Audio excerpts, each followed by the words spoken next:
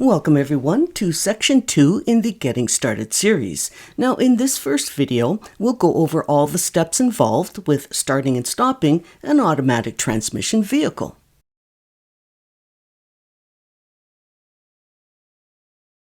And for the purpose of this lesson, we're only going to concern ourselves with the starting and stopping. So we're not going to talk about any seeing habits or steering techniques or anything else. We are keeping it simple. Now, in the first video in the vehicle knowledge section, we talked about what foot works what pedal and what part of the foot works the pedal. And now that we've got all that over with, let's get straight to the point. So once your vehicle is started and you're getting ready to roll, in an automatic, you'll need to apply your brake pedal when you go to shift from park into any other gear. Now it's pretty simple to get an automatic moving, so normally you don't really need to rush getting from the brake pedal to the gas pedal, except when starting on a steep hill. If it's steep enough, even an automatic transmission can roll back a little bit. So just keep this in mind, try not to stress, and don't dawdle getting to the gas pedal. Now, once you get going, another important thing to keep in mind is the lovely law of inertia. The old things tend to keep on doing what they're already doing. So, what does that mean to you as a driver? Well, it means a few things. First, you'll need to take into account that the average vehicle weighs about 1,850 kilograms or 4,100 pounds. And then you'll need to keep in mind that things tend to keep on doing what they're already doing. So because this heavy vehicle isn't moving, it's going to take a heck of a lot more gas to get this heavy sucker moving than it's going to take to keep this heavy sucker moving. Now, here's a quick example of how this plays out in real life. So let's say the speed limit is 30, and it doesn't matter if it's in kilometers or miles per hour. Now, since we know that it will take more gas to get your vehicle moving than it will take to keep it moving, usually, and I will clarify the word usually in a minute, so usually, as you near the 30 speed limit, you will start to ease off the gas pedal just a little bit to start with, in hope that by doing this, it will let you maintain your speed at 30. But if you start to climb over 30, then you'll need to ease off the gas pedal just a little bit more. Okay, now let's talk about that usually I just mentioned, because the reason I say that you will usually ease off the gas pedal a bit as you near the speed you're aiming for is because it's all going to depend on the gradient, or some say slope, of the road. Because if the road is flat, your speed is pretty much controlled by your pedal use alone. But once you start going downhill, you'll usually have to apply at least a little brake to maintain your speed, or your speed will continue to increase a lot.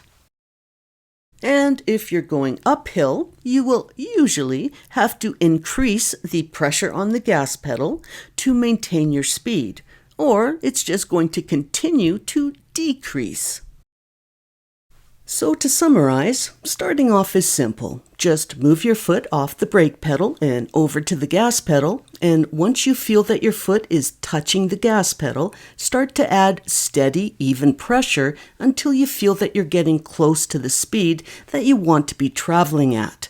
Then at that point, use your judgment on what you think the slope of the road is to determine what you'll continue doing with the gas pedal. Okay, now let's bring this heavy sucker to a stop.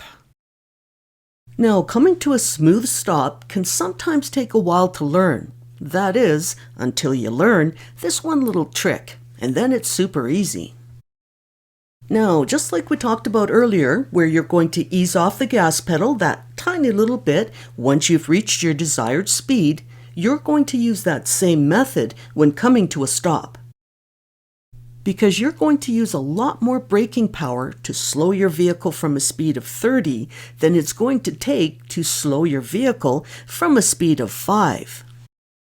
So to make up for that, just as you feel you're about to stop, ease off just the tiniest bit of pressure off of the brake pedal until you feel your vehicle settle. It's like it just drops a tiny bit.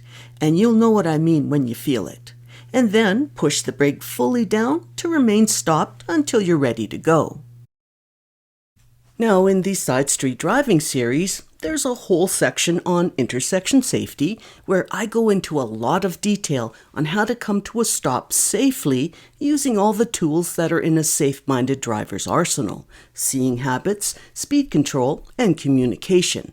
So yeah, for now, we're keeping it simple, but just know there's a lot more to come.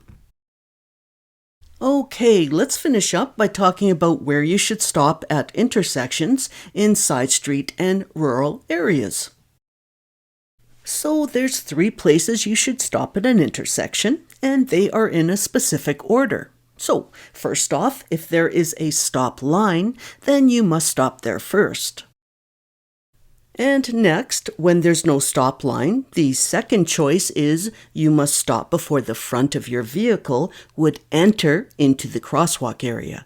Now, this example shows 2 different styles of crosswalk lines, and there are others as well, like diagonal lines. But even if there's no lines, but there is a sidewalk or even a beaten down walking path, this still counts as you needing to stop where a crosswalk would be.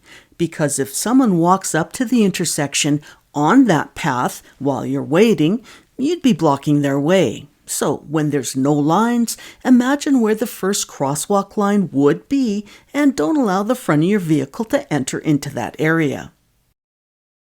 Now, in the wintertime, snow and ice tend to build up on the streets, which can block our visibility of any lines.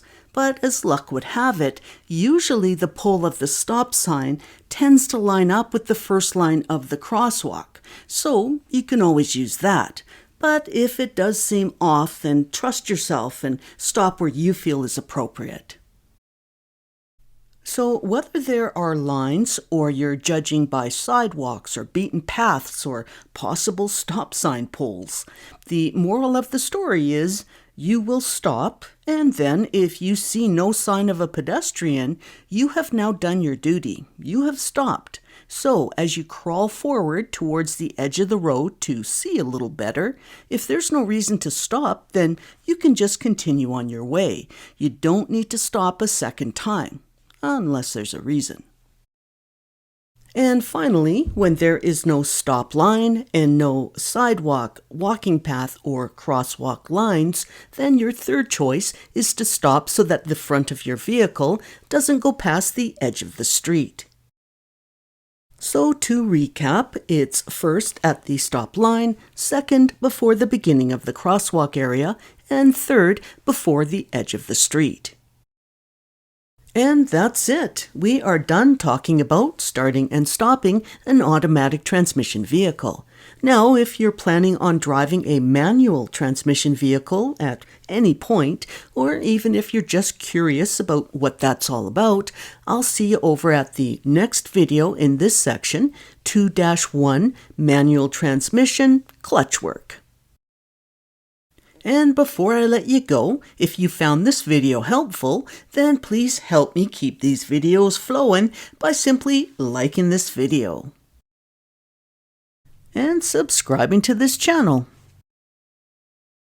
Okay, so that's it. So I'll say goodbye for now, and I'll see you when I see you. Take care.